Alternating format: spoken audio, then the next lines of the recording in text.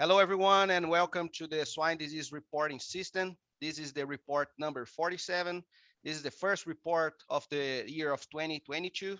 My name is Edison Magalhães here at Iowa State University. Hello, my name is Giovanni Trevisan here at Iowa State University. Hello, Daniel Linhares, also at Iowa State. And today we'll cover the SDRS findings from the previous month, the last month of December. But first, let me introduce you guys our special guest today. It's a pleasure to have Dr. Luc Dufresne.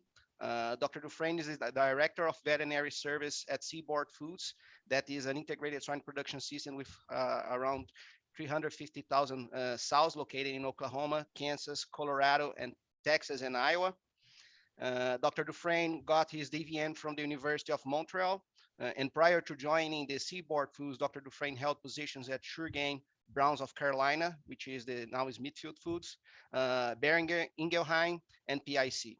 Dr. Dufresne's responsibilities include managing the company's preventive health programs, biosecurity, diagnostic protocols, and also developing and supervising animal health research projects at Seaboard Foods.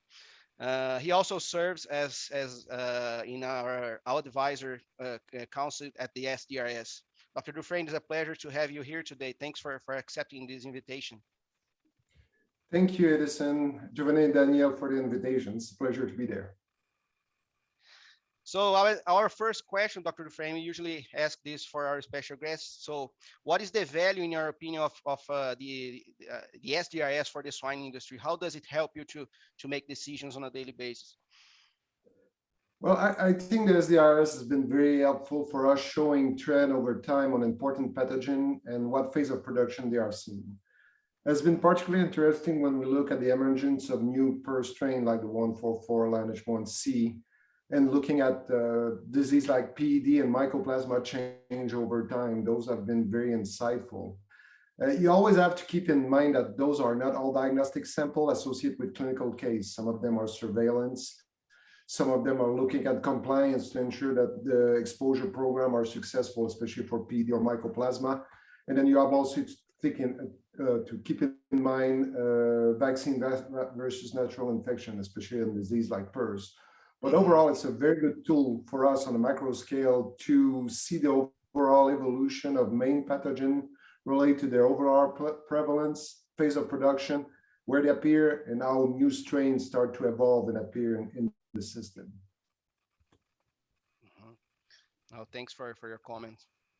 Okay, let's get started and see what were the findings from the previous month. So first, we're going to start in the PRRS page, which is the page that covers the PCR detection for PRRS on the 5 VDLs included at the SDRS. Giovanni, what were the findings from the month of December in terms of PCR detection for PRRS? Well, during December, there was a moderate increase in PRRS virus detection, and that was basically contributed for increasing detection of in the age category adult sow farm. We have been seeing a preceding increase in the wing to finishing sites that now looks like is reflecting in the adult sow farm. Also, we have been closely monitoring PRRS virus strains during 2021, and we have been mostly directing our attention for the emerging PRRS virus lineage 1C variant strains.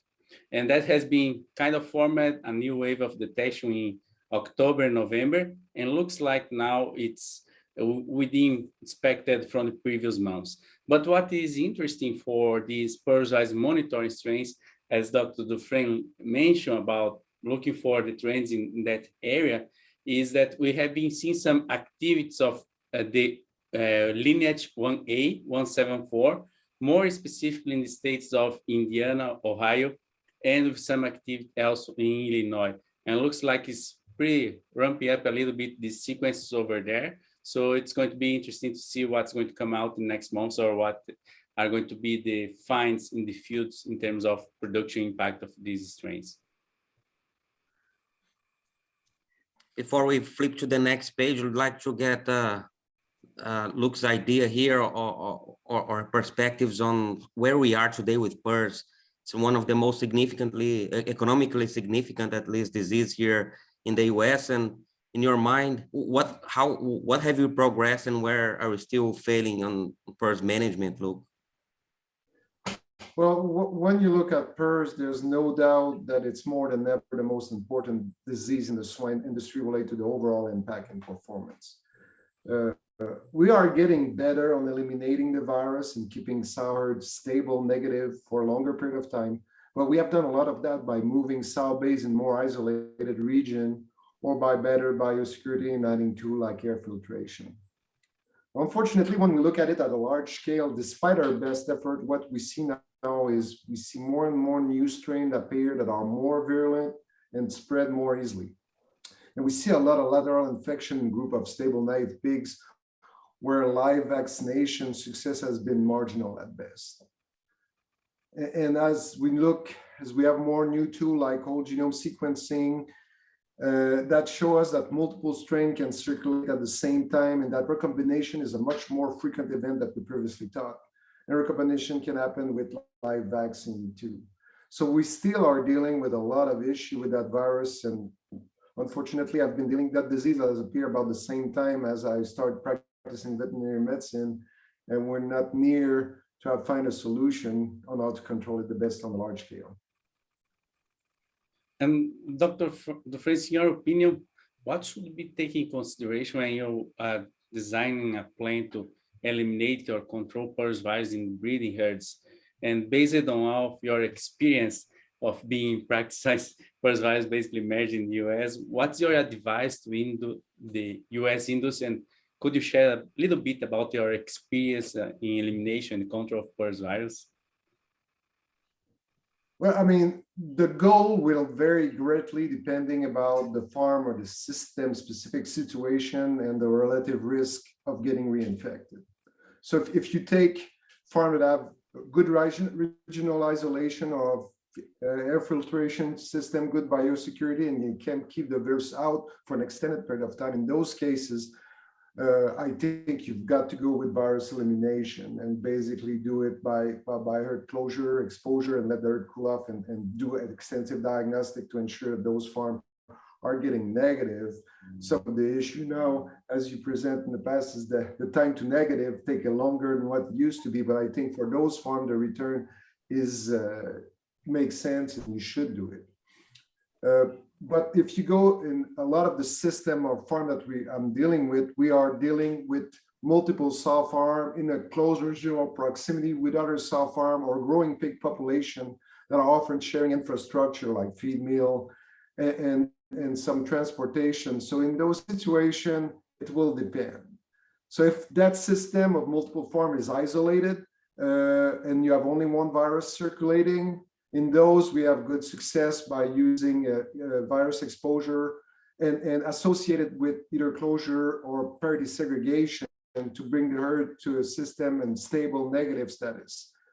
But that being said, when you do that, you have to, that approach can be successful, but you have to understand that if you do live virus exposure, virus will change on you and you're dealing a little bit with a time bomb. And the longer you do that, if you don't do it on the goal of stability and bring the herd to elimination, eventually you can see that come back and hurt you. Another system where we are dealing with very high density and multiple strains circulate, and we basically playing whack-a-mole in that situation where we have to prioritize action based on total impact on throughput, especially on an integrated system, because like for us, having a packing plant and not necessarily in the Guyman area, we don't have, we cannot have other supply of pork or pigs to bring to the packing plant. So if we shut down farm, it means empty shackle spaces. So it's often not a situation we can apply. So in those, we basically have to consider that all PRRS strains are not created equal. In some cases, we have strains that are just after the sows have been exposed and you went through the cool-off phase, the growing pigs are doing fine. In other cases, it's not. The strains seem to have a lot more respiratory sign. So if we have a milder strain, we have more tendency to live with it. If the strain is more big tail end, then we will look at control and elimination. That's what will basically dictate which farm you will go and shut down and have reduced throughput and which one you will keep on going. Your goal is always to try to bring stability and elimination of the virus over time, but it's always question of how can you get the return and how long can you keep those farms to be stable. That's a great perspective. Then thanks for sharing all of that. And just adding to that, to those PRRS management strategies that you mentioned, any new tool that is being that was developed that can help on that too? Uh, at this time, unfortunately, I don't see huge impactful tool other than gene editing, honestly, that put a resistant, PRRS resistant pigs. Long term, we would like to think that by doing more whole genome sequencing and looking at a lot of different strains that have different type of pathogenicity, that we could identify better area of the genome associated with the pathogenicity or the higher replication of the virus, and be able to develop more targeted therapy or vaccine to be able to act on it. But that's a long project. At this point, air filtration has been a very good tool, but it's fairly expensive and cannot be applied in everywhere. The thing that we don't really have looked at is there enough things that we could do that would be inexpensive to basically limit the virus getting out of the farm versus the virus getting in on the farm. As we have a lot of population and growing pigs that through our fan exhausted a lot of viruses, is there a possibility that we could put something unexpected, fairly unexpected, less cheap to reduce the amount of virus that get aerosolized out of those farms? Oh, great. Thanks for your comments. So let's move on to the next page of the report, which is the page number 2 that covers PCR detection for enteric coronavirus. Giovanni, what were the findings from the previous month? Well, for enteric coronavirus, it's pretty good to look at this information and see that we are having a similar levels of detection during December as November for all of those agents that they're reported. And during 2021, the detection of PED has been lower than expected. Delta coronavirus, there was some activity in the beginning of the year, but now is within the expected. And fortunately, we are reaching the end of 2021 with the requests that already came to the VDLs, with only 3 submissions that tested for positive for TG. So looks like we have been progressing pretty well in terms of enteric coronavirus detection and lowering the level of activity of these agents. And on PD, look, we understand that at the end of 2019, you guys at Seaboard started to test all growing and finishing sites before and after placement for the entire coronavirus monitoring, right? And so what have you learned with that approach? And has it contributed to improving the control of these of enteric coronaviruses within the system? Most definitely, basically aggressive testing pre-movement, not only at the finisher, but also out of the nursery, out of the sow farm, and testing of any clinical scours, combined with increased segregation biosecurity measure between site. All of that has allowed us to detect PD infection at early stage and be able to implement control measure quickly and minimize area spread. We have seen basically our rate of transmission moving down and our number of positive site reduced by 75 to 80% on the finisher site. And the thing is, a lot of those sites were infected and would not have been detected if we would not have taken samples, because there were really little scours apparent in those pigs. Also testing pigs when we've seen cases of pigs that were coming from a negative farm and getting to a negative nursery, but testing positive when they get to the nursery, looking at infection in transit, in route that appeared to be more frequent. And when we went back looking at route, we figured out that there was area at risk where those transporter was moving close to packing plant, or an example of where there was a lot of rain, and there was a lot of splashing happening. We've seen contamination of winged pigs in transport happening, that those things would not have been possible if we would not have done those aggressive testing and see that. That's a lot of learning process in that experience for testing of these animals, and thank you for sharing that. And when you look for this detection of PED from 2020 to 2021, we have seen this decrease in detection of this agent specifically. And do you think we are close to create a momentum for eliminating PED from the US swine herds, or we still need a long path to flow yet to get at that point? Well, Giovanni, I don't think so. At this time, you have to remind you that we all producers that are very aggressive testing, and not everybody is doing that type of aggressive testing on the growing and finisher population. The other issue is also that we don't have a very good, there's several truck that are moving pigs that are not washed. On the market side, the washing capacity is not there to allow all trailer going to a site to be washed and disinfected. So when you combine the lack of testing with the lack of market truck washing, it's extremely difficult to avoid seeing infection happening in growing pig and create a pool of virus that always put the sour population at risk.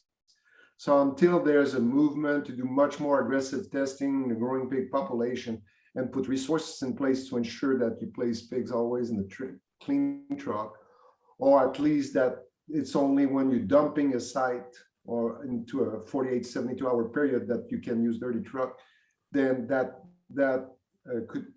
will not be able to get that done, I think. Well, but that's a good advice for the clear path that we can start to think about if someday we want to reach that. Yeah, I mean, you don't know. If you don't test, you don't know. And some producers go and they say, oh, we're fine. And then we do some testing at the plant and they were not. So, but clinically, you have to think that, especially when you move in growing pig population, the expression can be very variable. And if you rely only on clinical sign, you're going to miss a lot of those infections. Let's move on to the next page, which is the page number 3 that covers PCR detection for mycoplasma. Giovanni, what were the findings for this pathogen the previous month? Well, we are entering the winter months here, that is January, February, and we expect to see decrease of detection of mycoplasma pneumonia, and we already saw that during December. There was no big surprise on that, and it's moving according to expected. So a question on that is, I understand that different production systems have different approaches on mycoplasma management, and you guys may have sow farms in high dense, low dense areas. Could you share your thoughts and perspectives on how to deal with mycoplasma pneumonia specifically? I mean, initially we have approached it in twofold. We have basically, in a lot of our higher dense area, we are basically exposing our gilts around 7 weeks of age. The idea there would be to bring them to be non-shedding at time of farrow. And that approach has been fairly successful to control overall circulation in sow farm. We have done repopulation of different part of the system, and there we have those farm with naive animal. And unfortunately, we've seen reinfection in most of those farm. One was due to close proximity of growing pigs and isolated basically the same mycoplasma that was circulating in some of those growing pig population. The other one was basically an infection in the gilts GDU. That infection, although that was barely detectable initially, we basically suspect the GDU to be positive. Then we went to the sow farm to receive those gilts and start doing laryngeal swab. And it took us 4 weeks to have the first positive out of those gilts. So that's one of the big issue with mycoplasma, is come back to be able to get diagnostic. If the population is infected and you move animal on a regular basis, you will never pick it up before it's too late. And that's what happened in those sow farm. So we've moved back to now basically, other than a farm that has internal multiplication that has negative, all of our system is basically working on gilt exposure and then moving those animals. One of the issues we have seen though in some of very high density growth finish is an emergence of mycoplasma break in growing pig population, where we have been forced basically to go into adding a shot of a straight mycoplasma vaccine because a regular circle myco vaccine was not enough to protect them. And those animals were basically coming from a parity segregation system, and there was absolutely no mycos circulating in those pigs until they exit the nursery. But when they went to that finisher area, which is a very high density area, they just got infected and the pressure of infection mounted, and we could not control it until we basically moved to a more aggressive vaccination. Oh, thanks a lot for your comments. So now let's move to the next page. This page specifically covers disease diagnosed by the Iowa State VDL. So the information related to the diagnostic of diseases in this VDL. And Giovanni, what did you find in that data from the previous month? Oh, there was a couple of activities from different agents. That was some small spikes here and there that had contributed for increasing signal of number of diagnoses on the end of November. But the most significant one was a increase on the diagnosis of influenza A between November 7 and 20.